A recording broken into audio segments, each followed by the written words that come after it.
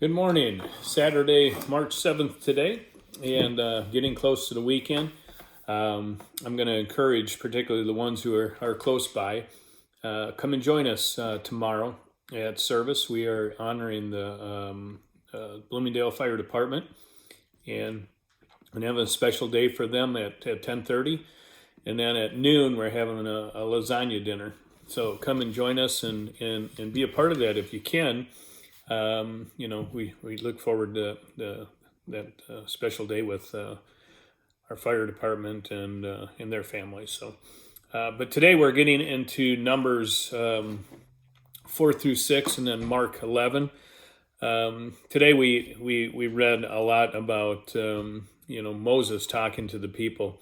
More of an encouragement and warning, I guess.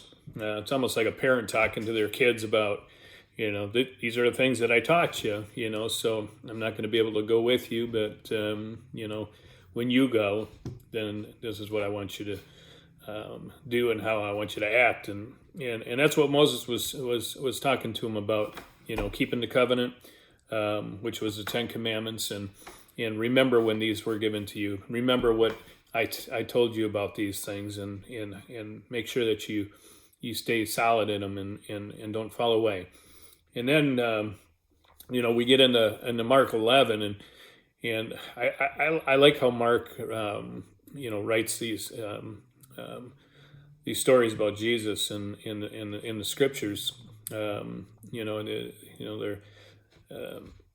He's telling them to go get a donkey. He goes into less detail than a lot of the other scriptures go to. It's basically, these are the things that Jesus did, and Palm Sunday is basically what we're talking about here, and Jesus going in and into the triumphal entry and being a part of all that,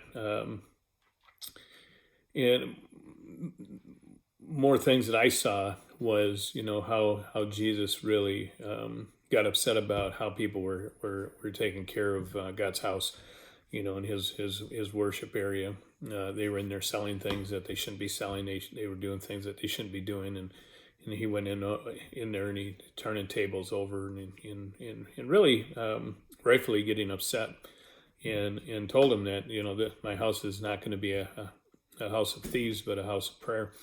And then we see things go on with this whole story as far as Jesus, how he got upset and how he did things.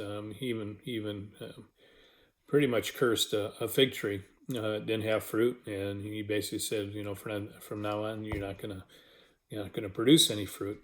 And then how we get into the remaining parts of the scriptures. Jesus has a lot to say about again how we conduct ourselves, how we do things, and how we should treat God's house. And he's not necessarily just talking about the physical building. Obviously, he's talking about faith. He's talking about how we conduct ourselves. But he even says, I say to you, whoever says this mountain be removed and cast in the sea, and does not doubt it in his heart, but believes that those things he says will be done, he will have whatever he says. And where I believe it, it could be a mountain, a physical mountain, but these are mountains and hills that we come across. We have to believe that God's going to remove those and move those things in our life in order to accomplish the work and the kind of life that we need with Him. Verse 25 says, and whenever you stand praying, if you have anything against anyone, forgive him, that your Father in heaven may also forgive you and your trespasses. But if you do not forgive, neither will your Father in heaven forgive your trespasses. Then they came again to Jerusalem, and as he was walking in the temple, the chief priests and the scribes and the elders came to him, and they said to him, by what authority are you doing these things? And who gave you the authority to do these things? But Jesus answered and said to them, I also will ask you one question, then answer me, and I will tell you by what authority I do these things. The baptism of John, was it from heaven or from men? Answer me, he says. And they respond among themselves, saying, if we say from heaven, he will say, why then did he not believe in him?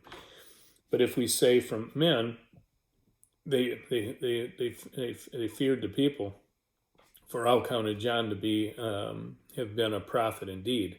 So they answered and said to Jesus, we do not know. And Jesus answered and said to them, neither will I tell you by what authority do I do these things. In other words, he wanted, he said, if you're not willing to step out, then I'm not telling you who I am. I'm not gonna lay it out there. If you're not gonna be able to acknowledge who I am, then I'm not gonna tell you either. So again, some good scripture today, and again, I'm looking forward to tomorrow, being in God's house and having our appreciation service for our first responders from firefighters. Again, I encourage you to come and join us tomorrow. And if you have other churches you go to, that's fine. Come over for noon for lunch. God bless you all, and I'll see you in the morning.